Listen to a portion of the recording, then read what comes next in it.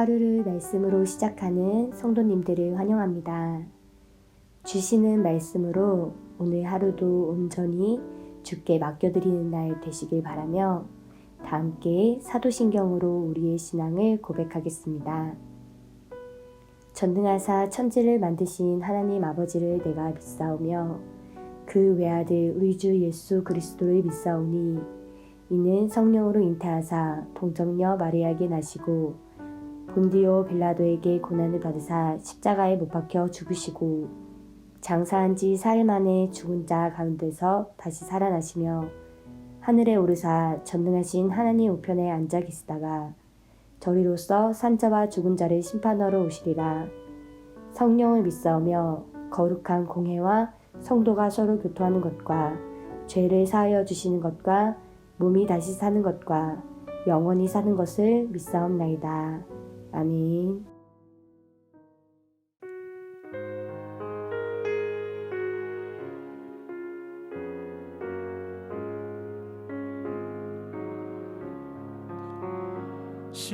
십자가 그늘 아래 나 쉬기 원하네. 저 햇볕이 뜨겁고 또 짐이 무거워 이 광야 같은 세상에 늘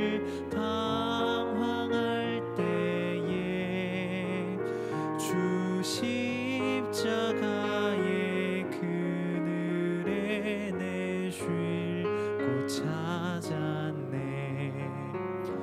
내 눈을 밝히 떠서 저 십자가 볼 때 날 위해 고난 당하신 주 예수 보인다.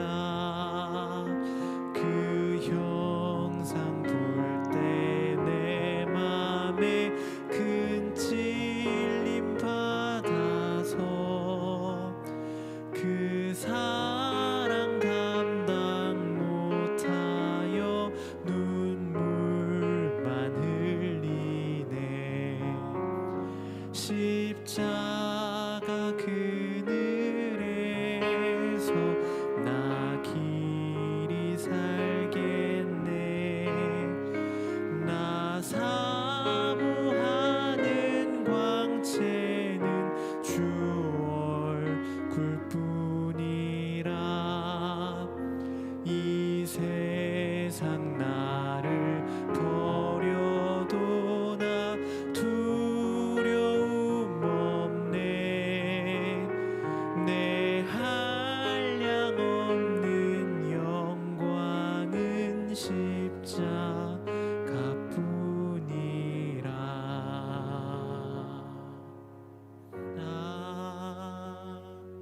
아멘. 오늘 우리가 함께 나눌 말씀은 사도행전 22장 30절부터 23장 11절까지입니다. 이튿날 천부장은 유대인들이 무슨 일로 그를 고발하는지 진상을 알고자 하여 그 결박을 풀고 명하여 제사장들과 온 공회를 모으고 바울을 데리고 데려가서 그들 앞에 세우니라. 바울이 공회를 주목하여 이르되, 여러분 형제들아, 오늘까지 나는 범사의 양심을 따라 하나님을 섬겼노라 하거늘. 대제사장 아나니아가 바울 곁에 서 있는 사람들에게 그 입을 치라 명하니 바울이 이르되, 왜 치란다며? 하나님이 너를 치시리로다. 내가 나를 율법대로 심판한다고 앉아서 율법을 어기고 나를 치라 하느냐 하니, 곁에 선 사람들이 말하되, 하나님의 대제사장을 내가 욕하느냐? 바울이 이르되, 형제들아, 나는 그가 대제사장인 줄 알지 못하였노라. 기록하였으되 너희 백성의 관리를 비방하지 말라 하였느니라 하더라. 바울이 그중 일부는 사두개인이요 다른 일부는 바리새인인 줄 알고 공회에서 외쳐 이르되, 여러분 형제들아, 나는 바리새인이요 또 바리새인의 아들이라. 죽은 자의 소망 곧 부활로 말미암아 내가 신문을 받노라. 그 말을 한즉 바리새인과 사두개인 사이에 다툼이 생겨 무리가 나누어지니 이는 사두개인은 부활도 없고 천사도 없고 영도 없다 하고 바리새인은 다 있다 함이라. 크게 떠들세 바리새인 편에서 몇 서기관이 일어나 다투어 이르되 우리가 이 사람을 보니 악한 것이 없도다. 혹 영이나 혹 천사가 그에게 말하였으면 어찌하겠느냐 하여 큰 분쟁이 생기니 천부장은 바울이 그들에게 지켜줄까 하여 군인을 명하여 데려가 무리 가운데서 빼앗아 가지고 영내로 들어가라 하니라. 그날 밤에 주께서 바울 곁에 서서 이르시되 담대하라. 내가 예루살렘에서 나의 일을 증언한 것 같이 로마에서도 증언하여야 하리라 하시니라. 아멘. 반갑습니다. 오늘 사도행전 22장 30절부터 23장 11절까지를 중심으로 그 길이라는 주제의 말씀을 함께 나누겠습니다. 천부장은 처음에는 바울을 때려서 죄를 자백받을 생각이었는데 바울이 로마 시민권자였기 때문에 그럴 수 없다는 걸 알게 되었습니다. 그러면서 유대인들이 바울을 왜 죽이려고 했는지, 그러니까 로마 시민권자인 바울을 왜 죽이려고 했는지 그게 더 궁금해졌습니다. 그래서 그 이유를 알기 위해서 유대인들의 온 공회를 모으고 바울을 그 앞에 서게 합니다. 먼저 유대인 측에서 나와서 자기들이 생각하는 바울의 죄목을 고발했을 겁니다. 그러자 이제 바울이 일어나서 스스로를 변호하는 말을 하는데 그 말을 듣자마자 대제사장 아나니아가 바울 옆에 서 있는 사람에게 그 입을 쳐라, 이렇게 이제 소리를 지르죠. 들을 것도 없다, 이런 겁니다. 그랬더니 바울이 아나니아에게 저런 회칠한 담을 봤나. 회칠한 담이라는 말은 겉만 번지르르 하고 속에는 시체 썩은 냄새가 난다는 의미입니다. 이런 말이죠. 너는 위선자다. 네가 나를 알지도 못하면서 네가 뭐라고 나를 치라고 말하냐. 네가 율법을 알아? 뭐 이런 말입니다. 그러자 주변에 있었던 사람들이 네가 어떻게 감히 대제사장, 하나님의 대제사장을 욕하냐, 이렇게 훈계하죠. 바울은 그가 대제사장이라는 것을 듣고 깜짝 놀라서 나는 저 사람이 대제사장인 거 몰랐다. 이거 내가 진짜 잘못했다. 이건 하나님이 하지 말라 그랬던 건데 내가 했다. 이렇게 이제 말합니다. 5절이죠. 바울이 이르되 형제들아, 나는 그가 대제사장인 줄 알지 못하였노라. 기록되었으되 너의 백성의 관리를 비방하지 말라 하였느니라 하더라. 이렇게 바울이 말한 건 두 가지 의도가 있는데, 먼저는 바울이 그가 대제사장인 것을 정말로 몰랐다는 의미이겠고, 그러나 두 번째가 더 중요한데요. 바울 자신은 율법을 잘 알고 잘 지키는 사람이라는 것을 은연중에 말하고 있는 겁니다. 그러는 중에 바울이 보니까 거기 모여 있었던 사람들이 크게 두 부류라는 걸 알게 됐습니다. 바리새인과 사두개인이라는 걸 알게 됐죠. 근데 사실 바리새인과 사두개인은 전혀 다른 부류입니다. 사두개인은 부활이 없다고 하고 바리새인은 부활을 믿는 사람들입니다. 그래서 바울이 나는 부활을 믿는다 그러면서 부활이라는 이슈를 던집니다. 내가 예수님의 부활을 전해서 욕을 먹은 거고 내가 예수님의 부활로 인해서 신문을 받고 있는 거다, 이렇게 말했습니다. 그러자 정말 신기하게도 거기 모여 있었던 사람들이 두 갈래로 쫙 나뉩니다. 6절부터인데요. 바울이 그중 일부는 사두개인이요 다른 일부는 바리새인인 줄 알고 공회에서 외쳐 이르되 여러분 형제들아, 나는 바리새인이요 또 바리새인의 아들이라. 죽은 자의 소망 곧 부활로 말미암아 내가 신문을 받노라. 그 말을 한즉 바리새인과 사두개인 사이에 다툼이 생겨 무리가 나누어지니 이는 사두개인은 부활이 없고 천사도 없고 영도 없다 하고 바리새인은 다 있다 함이라. 크게 떠들세 바리새인 편에서 몇 서기관이 일어나 다투어 이르되 우리가 이 사람을 보니 악한 것이 없도다. 혹 영이나 혹 선지자가 그에게 말했으면 어찌하겠느냐 하여. 그거를 보면서 천부장은 또다시 바울이 맞아 죽을 것 같아서 군대로 데리고 간다. 이게 이제 오늘 본문의 내용입니다. 언뜻 봐도 바울은 정말 만만치 않은 시간들을 보내고 있습니다. 어떻게 보면 그리스도인으로서 신비한 능력이 하나도 없는 것처럼 보입니다. 우리는 엘리야가 기도했을 때 갈멜산에서 불이 내려온 것을 기억하고 있고 엘리사의 불병거, 그리고 뭐 이런 것들을 막 기억을 하고 있는데 오늘 본문의 바울에게서는 어떤 신비한 능력도 나오지 않습니다. 근데 그게 마치 우리의 삶과 너무 비슷해서 우리에게 오히려 위로가 되는 것이죠. 엘리야, 엘리사 이런 사람들의 일을 보면 오히려 자괴감이 들고 나는 왜 그들과 다른가? 나 왜 이렇게 능력이 없고 경건하지 못한가? 이런 생각이 들지만 바울의 여정을 보면 초반부 혹은 중반부에 몇 번에 걸쳐 일어나는 어떤 기적들을 제외하고는 나도 저런데 이런 생각이 들면서 위로가 된다는 것입니다. 근데 오늘 본문은 단지 어떤 일이 일어나고 있는가 그게 아니고 보이지 않는 것을 기억하라 이렇게 말하는 부분에서 우리가 중요한 의미를 두려고 합니다. 그게 마지막 11절입니다. 그날 밤에 주께서 바울 곁에 서서 이르시되 담대하라. 내가 예루살렘에서 나의 일을 증언한 것 같이 로마에서도 증언하여야 하리라 하시니라. 이 한 구절을 통해서 우리는 바울이 아니라 이 모든 일을 행하시고 이끌어 가시는 분이 하나님이신 것을 알게 되고, 아 그렇지 하나님이시지 다시 기억하게 된다는 것입니다. 그 전에는 사실상 아까 말씀을 드리는 내내 바울만 보였을 겁니다. 바울 힘들었겠다. 혹은 바울 믿음이 진짜 대단하다. 그러니까 모든 것이 그렇게 바울에게 맞춰져 있습니다. 근데 그러는 중에 11절을 잊어버린 것이죠.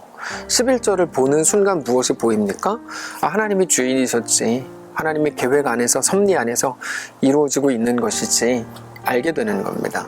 우리가 그렇습니다. 모든 일들을 대할 때 눈에 보이는 것들이 우리 마음과 정신을 지배하려고 합니다. 그런데 어느 순간에도 하나님을 기억하라는 것입니다.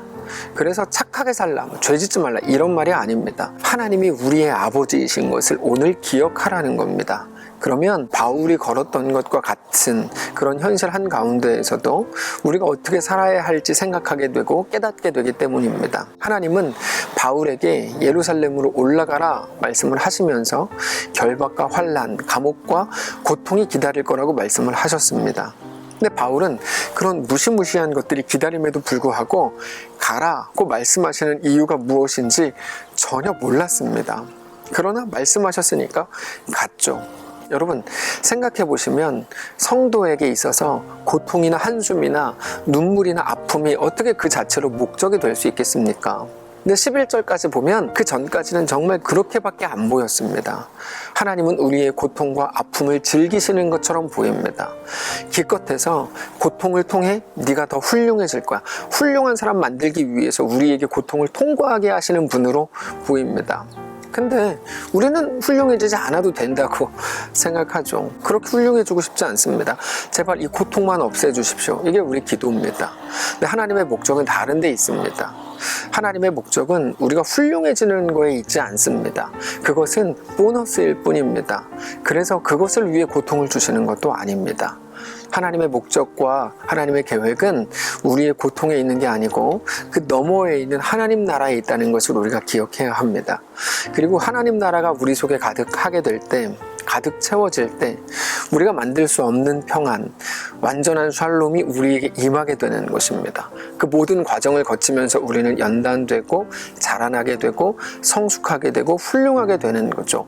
그거는 보너스에 불과한 것이지 그것 자체가 목적은 아닙니다.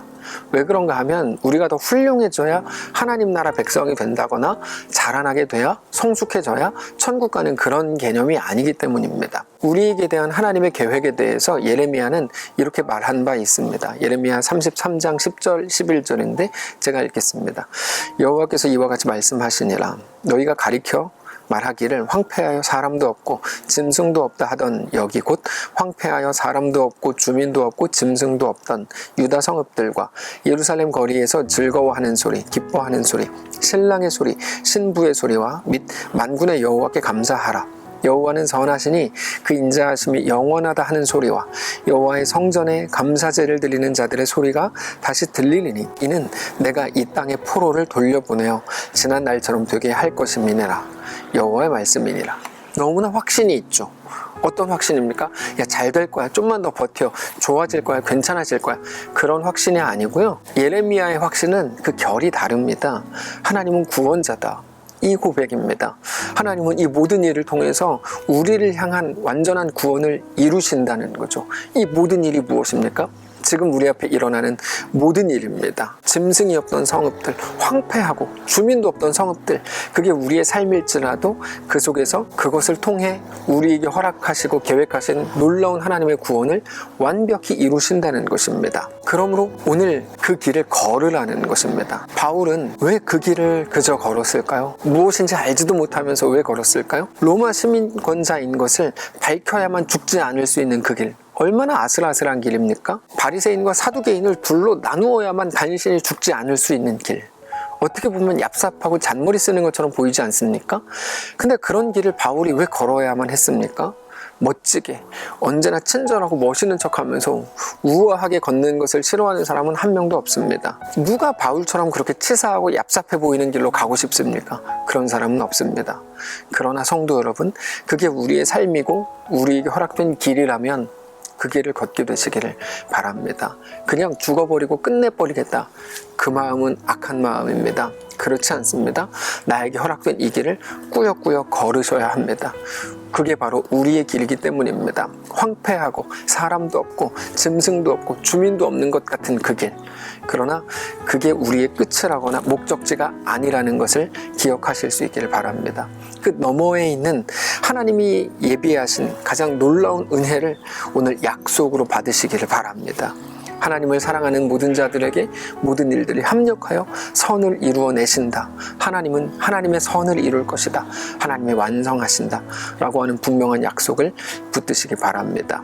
결국 상황이 아닌 하나님을 붙들고 오늘 그 상황 속으로 넉넉하게 들어가실 수 있기를 주님 이름으로 축복합니다. 한번 기도하겠습니다.